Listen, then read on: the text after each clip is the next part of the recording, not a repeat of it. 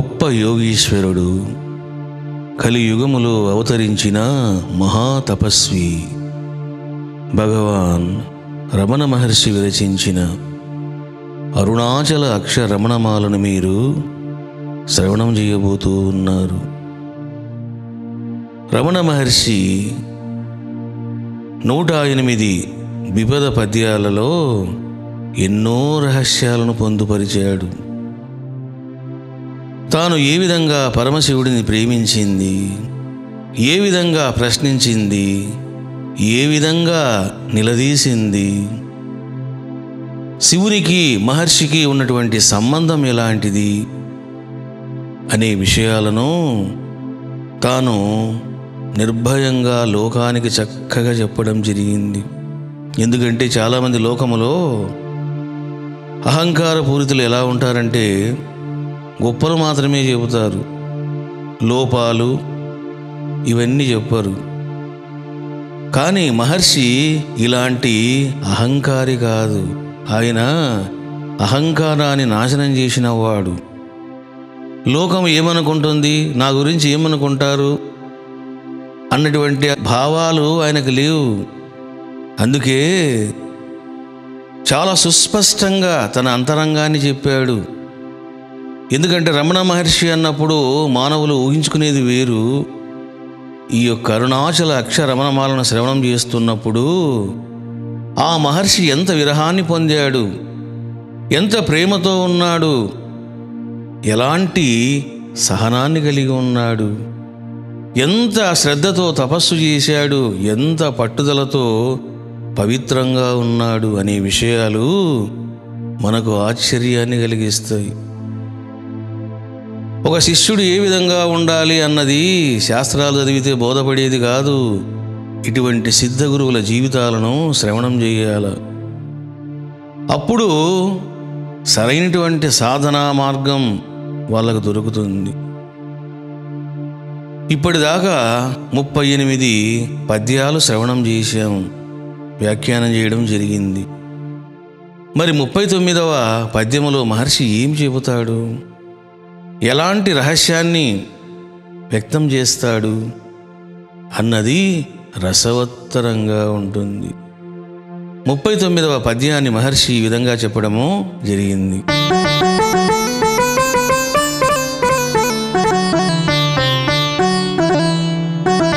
కుక్కకు నీచమే నేనే గురుతుగొని వెదకి చేరుదున్ అరుణాచల అరుణాచల శివ అరుణాచల అరుణాచల శివ అరుణాచల.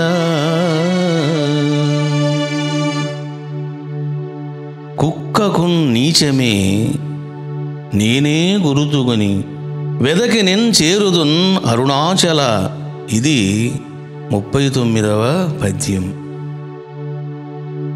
కుక్కకు నీచమే, కుక్కకు నీచమే. శివ, నేను కుక్క కంటే నీచమైన వాడినా? చూశారా ఏ విధంగా మాట్లాడుతున్నాడో? చూస్తే సాధకులకు ఒక ఆదర్శమూర్తి కనిపిస్తాడు. అందరూ భగవంతుడిని చూడాలి అని కోరుకుంటారు, అందరూ వాళ్ళ సిద్ధ గురువులను చూడాలి అనుకుంటారు. కానీ వాళ్ళంత ఈజీగా కనపడరు, మాట్లాడరు. అందనంత దూరములో వాళ్ళు ఉంటారు, కానీ జీవుడు వేదన పడుతూ ఉంటాడు. ఇక్కడ మహర్షి పరమశివుడిని ప్రశ్నిస్తూ ఉన్నాడు. కుక్కకు నీచమే, నేను కుక్క కంటే నీచమైన వాడినా శివ? ఎందుకు నీవు నాకు దర్శనం ఇవ్వడం లేదు? ఎందుకు నీవు నాతో మాట్లాడడం లేదు? ఎందుకు నీవు నన్ను మధ్యలో విడిచిపెడుతూ ఉన్నావు? నన్ను అలా అంటి పెట్టుకో. నీకు నాకు అరక్షణమైన ఎడబాటు ఉండకూడదు. ఎందుకు నీవు నన్ను విడిచిపెడుతున్నావు? ఎందుకు నన్ను ఒంటరివాణ్ణి చేస్తున్నావు? ఎందుకు నన్ను ద్వైత భావంలో ఉంచుతున్నావు? ఎందుకు నన్ను ఈ ప్రపంచములో నిలుపుతున్నావు అని ప్రశ్నిస్తూ ఉన్నాడు. కుక్కకు నీచమే నేనే గురుతుగొని.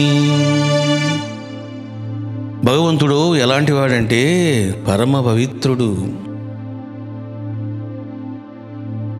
ఒక గొప్ప సంగీత విద్వాంసుడు కొంతమంది పాడుతూ ఉంటే వింటూ ఉన్నాడు. ఒక వ్యక్తి పాడుతూ ఉంటే వింటూ ఉన్నాడు. ఆ వ్యక్తి చాలా అద్భుతంగా గానం చేశాడు. కానీ ఒక చోట చిన్న స్వరం తప్పు పలికాడు. వెంటనే సంగీత విద్వాంసుడు అంటాడు, నీవు చాలా చక్కగా గానం చేసావు, కానీ రాగం మార్చావు. అలా రాగం మార్చకూడదు, అది దోషము అంటాడు విద్వాంసుడు.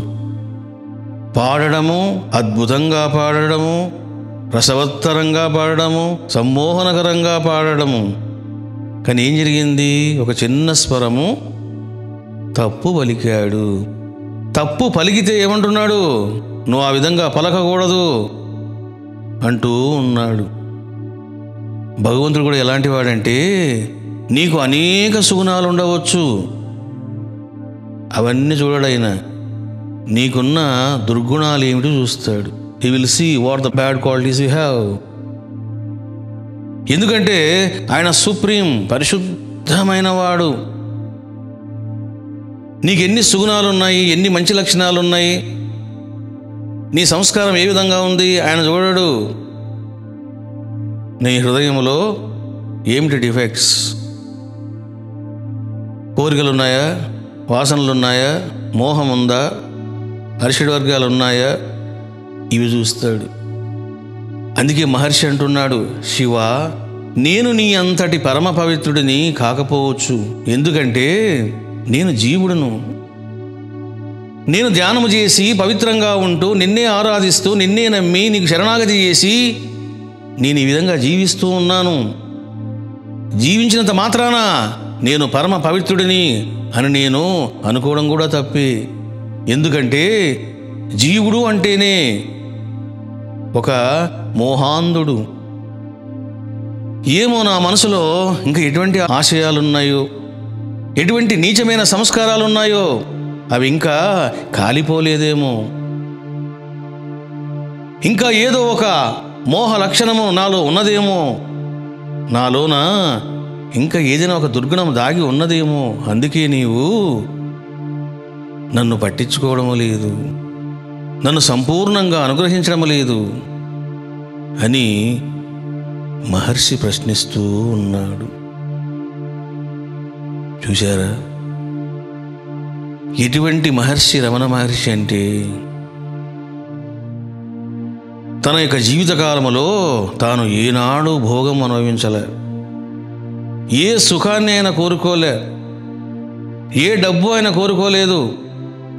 తాను ఫస్ట్ టైం తిరువన్నామలైకి వచ్చినప్పుడు చిల్లర డబ్బులు మిగిలినాయి. మరి చాలామంది ఏం చేస్తారు, నాకు ఎప్పుడైనా అవసరం పడుతుందేమో, నాకు ఏదైనా కష్టం వస్తుందేమో, అప్పుడు నేను వాడుకోవచ్చు అని ఆ డబ్బులు దాచుకోవచ్చు. కానీ మహర్షి ఏం చేశాడు, ఆ యొక్క చిల్లర డబ్బులను నదిలో పాడేశాడు. చూశారా ఎంతటి వైరాగ్యము. శివ, ఇక నీ దగ్గరకు వచ్చాను, నువ్వు అన్నం పెడతావో పెట్టావో, నువ్వు ఎలా నన్ను ఆదరిస్తావో ఇంక నీకే వదిలేస్తున్నా, నీకు సర్వస్వ శరణాగతి చేస్తున్నాను, నా ఆత్మను సమర్పణం చేస్తున్నాను, ఇక నీవే నడిపించు, నువ్వు ఏమి చేస్తే అదే నీ సంకల్పం, అదే నాకు కలిగిన ప్రసాదం అని మహర్షి ఎంతకాలం ఉన్నాడు. ఏ క్షణము తిరువన్నామలలో కాలు పెట్టాడో శరీరము పడిపోయే వరకు మళ్ళీ కాలు బయట పెట్టలే. గొప్ప మహనీయమూర్తి. అటువంటి వైరాగ్యము, అటువంటి పవిత్రత, అటువంటి పట్టుదల, అటువంటి సహనము మానవులకు ఎలా కలుగుతాయి? అంత సులభంగా కలుగుతాయా? ఎవడికి వాడు ఎప్పుడు నేను ఏ విధంగా సుఖాలు అనుభవించాలి అని చూస్తూ ఉంటారు ఈ లోకములో. మరి మహర్షి ఏ సుఖం కోరుకున్నాడైనా? సుఖాన్ని కోరుకోలేదు, పవిత్రంగా ఉన్నాడు, ఎలాంటి సంగత్వం ఆయనకి లేదు, అన్ని వదిలిపెట్టి గోసిపెట్టుకున్నాడు. ఇటువంటివి మహనీయుడే ప్రశ్నిస్తున్నాడు. కుక్కకు నీచమే. శివ, నేను కుక్క కన్నా నీచమైన వాడినే కావచ్చు. కుక్క ఏం చేస్తుంది? ఇంటింటికి తిరుగుతుంది, రకరకాలుగా తింటుంది. అంతేనా? అది అశుద్ధం కూడా తింటుంది. జీవుని యొక్క పరిస్థితి కూడా అంతే. వాడు అనేక సత్కర్మలు చేస్తూ ఉంటాడు, మళ్ళీ అనేక మోహకర్మలు చేస్తూ ఉంటాడు, మాయలో పడుతూ ఉంటాడు. నేను కూడా ఆ విధంగా ఉన్నానని నువ్వు భావిస్తూ ఉన్నావేమో. ఓకే, నేను కుక్క కంటే నీచమైన వాడినే కావచ్చు, కానీ శివ అంటూ ఈ విధంగా చెబుతున్నాడు. కుక్కకు నీచమే నేనే గురుతుగొని. కుక్క ఏం చేస్తుంది? వాసన పడుతుంది అది. అందుకే పోలీసులు ఏం చేస్తారు? కుక్కను పెట్టుకుంటారు, దానికి రకరకాల ట్రైనింగ్లు ఇస్తారు. ఏదైనా ఒక మర్డర్ కేసు జరిగినప్పుడు, ఏదైనా పసిగట్టాలనుకున్నప్పుడు ఏం చేస్తారంటే ఈ డాగ్ని వదిలేస్తారు, అది పరిగెడుతుంది. ఇంకా చూశారా? దాని వైభవం అది, దాని గొప్పతనం అది. ఇప్పుడు మనము అలా రోడ్లో వెళ్తూ ఉంటాం, మంచి మసాలా వాసన వస్తుంది. ఏమనుకుంటాం? అబ్బా, ఈ ఇంట్లో నాన్ వెజ్ దంచేస్తున్నారా అని ఒకసారి ఇల్లు చూస్తాం. అంటే మనం కూడా పసిగట్టాం. ఏంటి ఆ పసిగట్టడం? తినే పసిగట్టడం మనది. అంటే వెజిటేరియన్ వండారా, నాన్ వెజ్ వండారా అని మనం పసిగడతాం. కుక్కలు ఏం చేస్తాయంటే అవి దొంగల్ని పసిగడతాయి. రమణ మహర్షి అంటున్నాడు, ఒక కుక్క తన యజమానికి దూరమయ్యి ఎక్కడికో వెళ్ళిపోయింది, కానీ శివ అది ఊరికనే ఉంటుందా? ఎక్కడి నుండి వచ్చిందో అక్కడికే మళ్ళీ తన యొక్క సంస్కారాన్ని ఉపయోగించి, తన యొక్క కౌశల్యాన్ని ఉపయోగించి వాసన పసిగట్టి తన యజమానిని పట్టుకుంటుంది. నేను అంతకంటే నీచమైన వాడినే కావచ్చు, కానీ నేను కూడా చెప్తున్నాను శివ, కుక్కకు నీచమే నేనే గురుతుగొని. నేను కనుక్కుంటాను, నీ యొక్క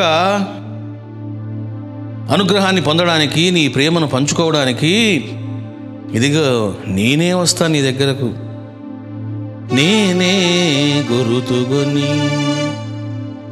మరి ఇది కూడా ఏ విధంగా నాకు సాధ్యమైంది? నీవు నాకు అనుగ్రహాన్ని ఇచ్చావు, ఎంతో ప్రేమను చూపించావు. నీవు చూపించిన ప్రేమ, నీవు చూపించిన అనుగ్రహము, ఈ రెండింటి వలన నీకు నాకు దారి ఏర్పడింది. I know the way how to reach you. నాకు దారి తెలుసు నిన్ను కనుక్కోవడానికి. నువ్వు ఎక్కడ ఉన్నా నేను నిన్ను పసిగడతాను. నువ్వు ఎక్కడ ఉన్నావు? నాలోనే ఉన్నావు. నిన్ను కనుక్కోవడము నాకు పెద్ద కష్టము కాదు, ఎందుకంటే నీ హౌస్ అడ్రస్ తెలిసిపోయింది. ఇంకా నేను ఎప్పుడైనా నీ దగ్గరకు వస్తా. చూసారా? దారి తెలియని వాడికి, అడ్రస్ లేని వానికి ఆ వ్యక్తి యొక్క చిరునామాను కనుక్కోవడం చాలా కష్టం. There is no address, there is no way. Address లేకపోతే దారి ఎక్కడుంది? లేదు. మహర్షి అంటున్నాడు, నాకు అడ్రస్ తెలుసు, దారి కూడా తెలుసు. నేనే గురుతుగొని. నీవు నాకు ఎంతో ప్రేమను చూపించావు, ఎంతో అనుగ్రహాన్ని కురిపించావు. తద్వారా నీకు నాకు మధ్యలో దారి ఏర్పడింది. అందుకే చూడండి, బాబా కూడా ఈ విషయాన్నే చెబుతారు. నీకు నాకు మధ్యలో గోడ ఉన్నది, దాన్ని కూల్చు, అప్పుడు మన మధ్య దారి ఏర్పడుతుంది, మనము కలుసుకుంటాము అన్నాడు. ఇది ఎవరికి అర్థమవుతుంది? నీకు నాకు మధ్య దారి ఉన్నది, గోడ ఉన్నది అన్నారు బాబావారు. ఏమిటా గోడ? అహంకారమే గోడ. నేను నేను నేను నేను ఇదే పెద్ద గోడ ఇది. అది గనక నువ్వు కూల్చినావా, నువ్వు నేను ఏకమవుతాము. ఏకమైనామా దారి ఏర్పడుతుంది అని బాబా ఈ విధంగా అయితే చెప్పాడో, the same dialogue told by Maharshi. కుక్కకు నీచమే నేనే గురుతుగొని వెదకి నిల్చేరుదు. చూశారా? నేనే గుర్తుకొని వెదకి నేను చేరుదున్. నీవు నా దగ్గర రావేమో శివా, నేనే నీ దగ్గరకు వస్తా. చూశారా? ధ్యానము పండనంత వరకు నువ్వు రా నువ్వు రా నువ్వు రా అంటాడు జీవుడు. పసిపాప తనకు ఏం కావాలన్నా తన దగ్గర ఉన్న ఆయుధం ఏమిటి అంటే ఏడవడం. అమ్మా నాకు నీళ్ళు కావాలమ్మా అని అడగదు. ఎందుకు? మాట్లాడే అర్హత రాలేదు. ఏం చేస్తుంది? ఏడుస్తుంది. ఆ ఏడుపు కూడా ఒక భాషనే. అమ్మా నువ్వు ఎక్కడున్నావు రా. ఎప్పుడు పాప ఏడుస్తుందో, అయ్యో నా బిడ్డకి ఏమైందో అని ఏం చేస్తుంది తల్లి? పరిగెడుతుంది. ఏం కావాలో అది చూస్తుంది. అంటే తల్లితో పాపకున్న సంబంధం ఇప్పుడు ఎట్లుంది అంటే అది అర్హతమయంగా లేదు, ఇంబ్యాలెన్స్గా ఉంది. అందుకే పాప ఏం చేస్తుంది? ప్రతిదానికి ఏడుస్తుంది. గాలి సరిగా లేదా అమ్మా, నాకు గాలి సరిగా లేదమ్మా, ఉక్క పోస్తుంది అంటదా, ఏడుస్తుంది. అంతే. తల్లి వచ్చి అయ్యో బిడ్డకు చెమట పట్టింది అని ఏం చేస్తుంది? ఫ్యాన్ వేయడము ఏదో చేస్తుంది. జీవుని పరిస్థితి అంతే. సాధన పరిపక్వం కానంత వరకు, సాధనలో నిష్ట కలిగినంత వరకు ఏం చేస్తూ ఉంటాడు? పిలుస్తూనే ఉంటాడు, ఏడుస్తూనే ఉంటాడు.